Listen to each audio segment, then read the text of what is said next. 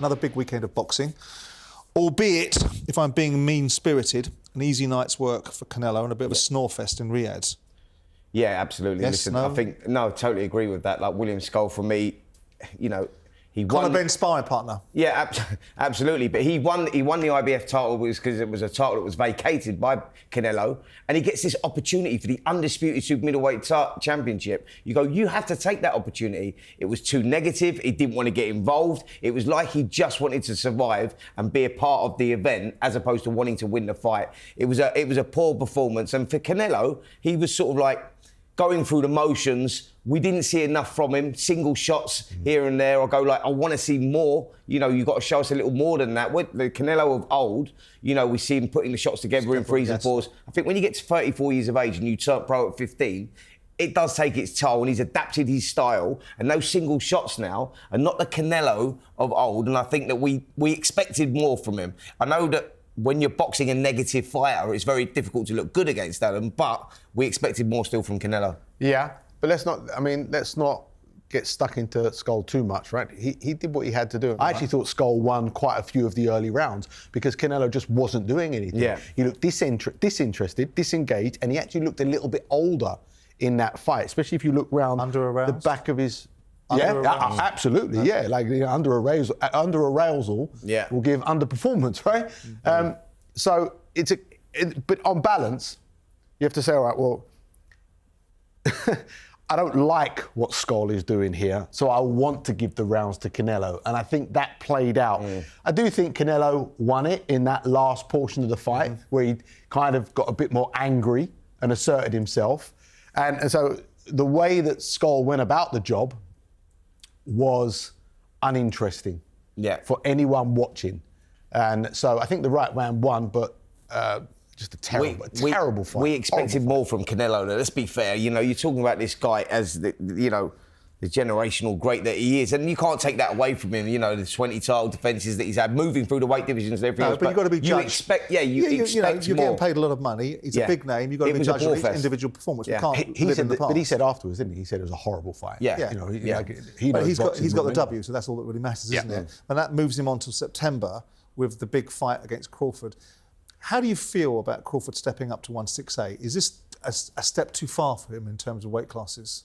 Well, we'll find out when the fight happens. But if anyone is qualified to make that type of jump up, it's absolutely Terence Crawford, because he is so accomplished as a fighter and as a champion. Accomplished as a champion. But when you made the argument with Canelo when he stepped up and fought Bivol. Yeah. No, but I think it's a slightly bigger jump up. You like Crawford for this, don't you? I think Crawford wins this fight, and I think going off that performance with Canelo there, I think stylistically, and when you saw them both in the ring together, you go, there's no size advantage here. Yes, one has not boxed at that weight, and that makes a huge difference. But the boxing ability, you go back to like when Ray Leonard beat Marvin Hagler, and you look at him, you get them exceptional fighters that can go through the weight divisions. 1 second though, but Crawford is 3-weight world champion. And the current 154. Of course. Yeah, okay. So, what's Crawford's mature, prime, natural weight? Welter? Super welter? 147, 147. So say just under 11 stone. Yeah. What's Canelo's natural prime performance weight? Middleweight? Is it? Right. Because what was he? He was super welterweight champion. The best version of him is light heavy. You could say if Bivol and Canelo were naturally the same weight, that fight plays out differently. So, but they were good fights. Bivol won because he's got the grade and that size advantage. So I don't think... So, yes, Canelo's going to have the body work behind him, the size advantage, the strength, but I don't think there's that much difference between the two of them in their prime. I agree. Now that we know that Canelo's tied up with Crawford, this must lead Chris Eubank Jr. to only one place, which is the rematch. That's already been signed and agreed with Seller, isn't it? Yeah. With Conor Benn. Are you up for that? Why wouldn't you be? Okay, were you not entertained the other week? Yeah, of course I was entertained, despite my dislike of the fight in itself. And I am allowed to say that I thought it was a brilliant fight between what I considered to be a declining super middleweight and a yet to be proven welterweight. Yeah, but it was still a great fight. It was still a great fight. They delivered. But the media's turned it into this super fight. No, it wasn't a super fight, was it? Why was it an entertaining fight? It was an entertaining fight because backstory and because one of the fellas was slightly inhibited at fight time. And I think that's something that needs to be discussed much more, because you could see that his legs weren't working.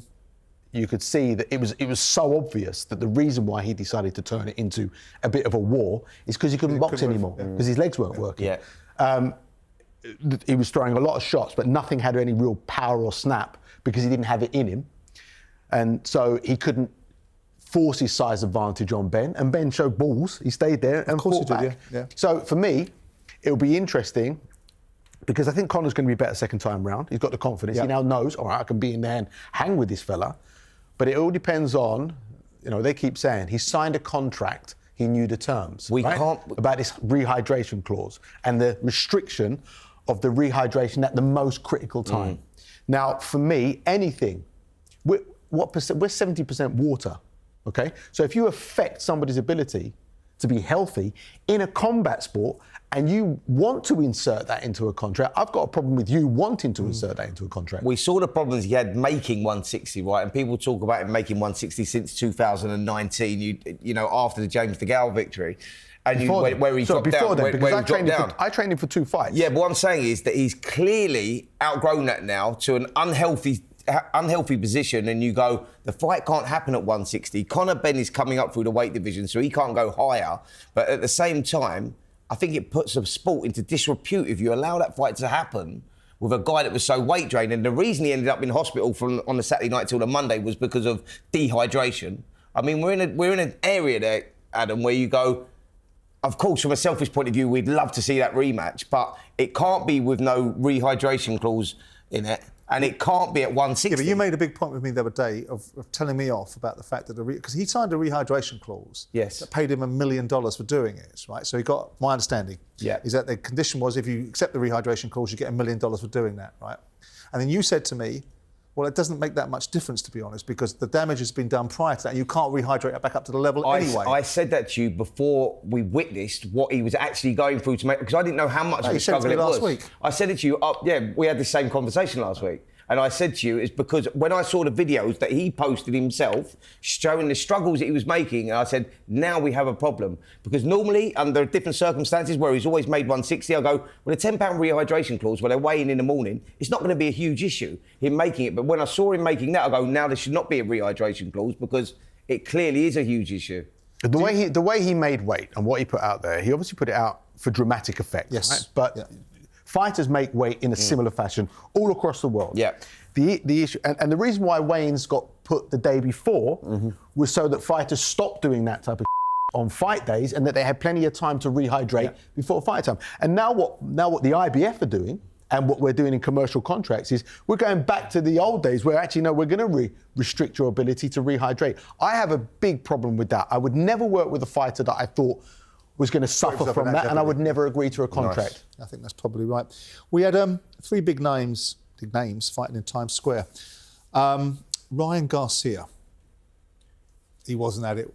He wasn't at the races, was he? What a surprise. Have we seen? What a surprise. Is this a hype job? Well, listen, what a surprise. I mean, he's coming back from a 14-month layoff due to failed drug tests. Drug tests, yeah. We look at the performance and you go, what a surprise. There you go. There's the answer. The answer's just there. I thought it was a lacklustre performance. The timing was terrible. He was single shots. Rolly Romeo taking nothing away from him, done what he had to do, but he is at a certain level. And with Garcia and what he had on the line with the rematch with Devin Haney, you look at that performance and you go, well, the answer's all right there. We saw the performance with the performance-enhancing drugs in his system. We saw it after. Careful. And there you go. Careful. You mentioned Devin Haney. I don't think it was a particularly inspiring performance against Jose Ramirez. Your takeaway from that fight, Adam? I don't even want to talk about it. It was that bad. That's not helpful. He looked, in the first couple of rounds, he looked like his lower body belonged to someone else. But do you know what it was? I think that he was gun shy because of the punishment that he took from Ryan Garcia in that fight, where you go like, there was some heavy shots, heavy knockdowns, and that has an effect on fighters. And I think that we clearly saw in that performance, there was a kid there that didn't want to get involved, was using all the boxing ability he could do, but he was gun shy with his punches, and I put that down to the loss to Ryan Garcia. So when I was watching it at the time, I remember in the first couple of rounds, I remember thinking that he thought he was going to behave like Sugar Ray Leonard did in the second fight with Roberto Duran, and that was how he was going to win that fight. Even the kit that he wore sort of resembled the kit that Leonard wore in that second fight. And the way he was moving was like a really poor man's version of what Ray Leonard did in that second fight, where he won the fight without fighting. Yeah. He engaged in the right moments to let his hands go, tied him up, got free, and used his legs to frustrate and win. And that was the fight that Duran quit in. Yeah, this just looked like an awful version of that. Of not necessarily someone that's gun shy, but someone that doesn't want to get involved in a fight with the man that's in front of him. He wants to land his shots, not get caught, and walk away with the win. That's what it looked like to me. Get that, yeah. I tell you, one person that didn't disappoint was Teofimo Lopez. Yeah. I mean, this was a good fight. This is a fighter that people say ducks people. Barbosa accused him of ducking him. Listen, he's a great performer, Lopez. He's got a little bit of everything. He can box on the back foot. He's very heavy-handed. He controls the space very well as well. Ramirez is a tough kid, likes to come forward. Barbosa. Barbosa's a tough kid. It's hard to work out, and we saw the victory that he had over Catterall, and you just look at that and you go like, he's got good boxing IQ, and he had to be careful here, Teofimo, but I think it sets up huge fights for him. Is the logical conclusion, I mean, he calls it out, for him to step up to 147 and fight Boots Ennis, because Boots Ennis is a top-level fighter. Very impressive in his last outcome. Is that, I mean, he's super lightweight division, he's pretty much cleaned it up now, hasn't he? Yeah. So is it the next step that the next fight has to be Boots Ennis? That's the natural fight, because Boots Ennis is being talked about now as the kid, and you go for Teofimo Lopez that's achieved so much in his career, you go like, you're looking for challenges, and that is, for me, the challenge. Yeah, we're looking at matchups now, and if it means cross-division matchups, fine, like him and Boots Ennis, great fight. I think Lopez is a modern-day fighter where he's got the technical proficiency, but he's also a modern-day athlete. And on fight night, I was going to say Saturday, but Friday, whatever it was, I thought the way he blended sort of technically sound elements of being a martial artist and a boxer into his athleticism, whilst punching with intensity, like his opponent was. It was the one fight that kind of delivered some quality over the weekend. There was one person that wasn't particularly impressed with the Times Square card, which was the former welterweight champion of the world, Tim Bradley. Let's have a listen to what he had to say. That whole show was trash. All the fighters on there, they don't have the passion, bro. They don't have the desire, bro, at all. Everybody is spoiled nowadays. These fighters are all spoiled. And it's all to y'all man that y'all love. All of y'all owe it to y'all man that y'all love. All those guys out there, all the people that love this man. That y'all man to being them. Turkey Al-Sheikh? I ain't say nothing. Okay. I ain't say no names, but I'm just saying, spoiling these guys, man. These guys are making way too much money, and I get it. They all say, money. Bro, to get that,